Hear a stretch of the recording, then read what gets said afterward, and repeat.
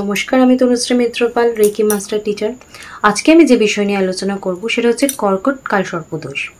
এই কালসর্পদোষে রাহু আপনার অষ্টমে থাকছে আর কেতু থাকছে আপনার 2 নম্বর সেকেন্ড হাউসে।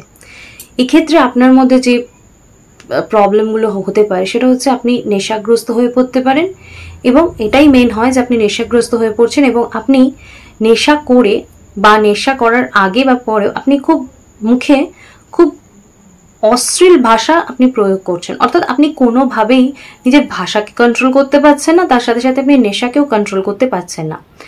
এই সমস্ত কিছুর জন্য কিন্তু আপনার লাইফে প্রবলেম আসছে। এই কালসর্পদোষ যদি আপনার থাকে বা আপনি যদি ফেস করছেন যে আপনি এইরকম জায়গায় চলে যাচ্ছেন বা আপনার পরিবারের যদি কেউ এই জিনিসগুলো ফিল করছে, তাহলে তার রেমেডি কি হতে পারে আমি অবশ্য করে আপনাদেরকে জানাবো। বাট একটাই কথা প্রত্যেকটা ভিডিওয়ে আমি আপনাদেরকে বলি, কোনো প্রবলেম নিয়ে এত কিছু না ভেবে সলিউশনের কথা ভাবুন। অবশ্য করে ঈশ্বর আমাদের কাছে সলিউশন পৌঁছে দেওয়ার জন্য সমস্ত ব্যবস্থা করেছেন, কিন্তু সলিউশন আমি বলার আগে একটা কথা আপনাদের প্রত্যেক দিন মনে করে দিই, সেটা হচ্ছে আমার ভিডিও যারা দেখছেন বা যারা আমার চ্যানেলে আজকে প্রথমবার এসছেন তারা প্লিজ আমার চ্যানেলটা সাবস্ক্রাইব করে নেবেন। আর যদি আমার ভিডিও ভালো লাগে তাহলে প্লিজ একটা লাইক করে দেবেন এবং কমেন্টস করবেন যে কেমন লাগছে। আপনাদের এই লাইক করা, কমেন্টস করা আর সাবস্ক্রাইব করা কিন্তু সম্পূর্ণ ফ্রি, বাট একটা ভিডিও করার জন্য আমার যে এফর্ট থাকে, তাই আপনারা যদি আমাকে সাপোর্ট করেন তাহলে আমি কিন্তু আপনাদের জন্য আরও অনেক অনেক প্রবলেম নিয়ে ছোট্ট ছোট্ট সলিউশন নিয়ে চলে আসবো, যেটা আপনাদের রাত্রে ঘুমও কাটবে না এবং আপনার জীবনে একটা স্যাটিসফ্যাকশন দেবে। তাই প্লিজ আমাকে সাপোর্ট করার জন্য আমার ভিডিও লাইক করে আমার পাশে থাকবেন আর আমাকে ভালোবাসা দিতে কিন্তু কার্পণ্য করবেন না। আলোচনা করছিলাম এই প্রবলেমটা নিয়ে, তার সলিউশনটা অবশ্য করেই আপনাদেরকে।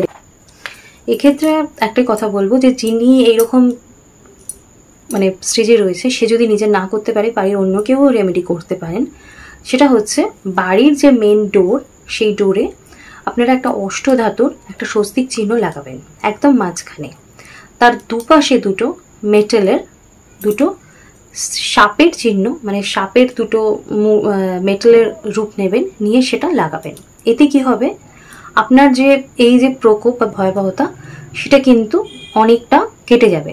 আর একটা জিনিস বলবো, এই যে কালসর্পদোষের প্রকোপ কিন্তু যখন ব্যক্তির 33 বছর বয়স আসে তখন কিন্তু আর এই কালসর্পদোষের প্রকোপ বা প্রভাব যে ভয়াবহতা সেটা থাকে না, সেটা অনেকটা লাইট হয়ে যায়।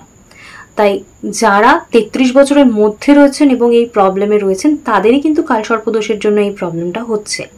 তাই তারা এই রেমেডিটা করুন। এছাড়া বাড়ির অন্যান্য লোক যারা রয়েছেন তারা করছেন, আর তার সাথে সাথে সেই ব্যক্তির উদ্দেশ্যে আপনারা অবশ্য করে শ্রাবণ মাসে পুজো করতে পারেন, মহাদেবের মহামৃত্যুঞ্জয় জপ করতে পারেন, ওম নমঃ শিবায় জপ করতে পারেন, আর প্রত্যেক দিনই আপনারা শিবের পুজো করতে পারেন। এতেও কিন্তু কালসর্পদোষের প্রকোপ কেটে যায়। তার সাথে সাথে আর একটা কথা বলে দেবো, নাগ পঞ্চমীর দিন বা শনিবার দিনকে বা মঙ্গলবার দিনকেও যদি আপনারা মা মনসাকে যদি আপনারা দুধ কলা দিয়ে পুজো দেন, তাতেও কিন্তু কালসর্পদোষের যে প্রকোপ সেই ব্যক্তির নাম করে করতে পারেন বা সেই ব্যক্তিকে দিয়েও করাতে পারেন, যেটাই হোক তাতেও কিন্তু কালসর্পদোষের যে প্রকোপ বা ভয়াবহতা কেটে যায়। তাই মাথায় রাখতে হবে যে কোনো প্রবলেম নিয়ে ভেঙে না পড়ে তার সলিউশনের কথা ভাবতে। সলিউশন কিন্তু প্রচুর রয়েছে, আমাদের আশেপাশেই রয়েছে, সহজ সরল সলিউশন রয়েছে, কিন্তু আমাদের কাছে সেটা পৌঁছায় না। তাই আমি আপনাদেরকে দায়িত্ব নিচ্ছি যে অনেক সমস্যা যেটা নিয়ে আপনারা জর্জরিত, অনেক প্রবলেমে রয়েছেন, সেই প্রবলেমের সহজ সলিউশন আমি আপনাদের কাছে নিয়ে আসবো। আর একটা কথা মনে করিয়ে দিচ্ছি, যারা আমার কাছে রেকি শিখতে চান তারাও কিন্তু আমার সাথে যোগাযোগ করতে পারেন। অবশ্য করে আমার স্ক্রিনে ফোন নাম্বার যাচ্ছে। এছাড়াও যাদের অন্য কোনো কোয়ারিজ রয়েছে বা যারা অন্য ভাষায় আমার প্রোগ্রাম দেখছেন, বুঝতে হয়তো কোনো অসুবিধা হচ্ছে, তারাও এই নাম্বারে আমাকে ফোন করতে পারেন। সকাল 10টা থেকে সন্ধ্যে 8টার মধ্যে আমি অবশ্য করে অ্যাভেলেবেল থাকি এবং আপনাদেরকে অবশ্য করেই ফোন রিসিভ করবো এবং অবশ্য করেই প্রবলেমের সলিউশন দেব। তো আজকে আমি আমার আলোচনা এখানেই শেষ করছি। সকলে সুস্থ থাকবেন, ভালো থাকবেন। আগামী দিন দেখা হচ্ছে অন্য কোনো বিষয় নিয়ে, অন্য কোনো দিন। নমস্কার, টাটা।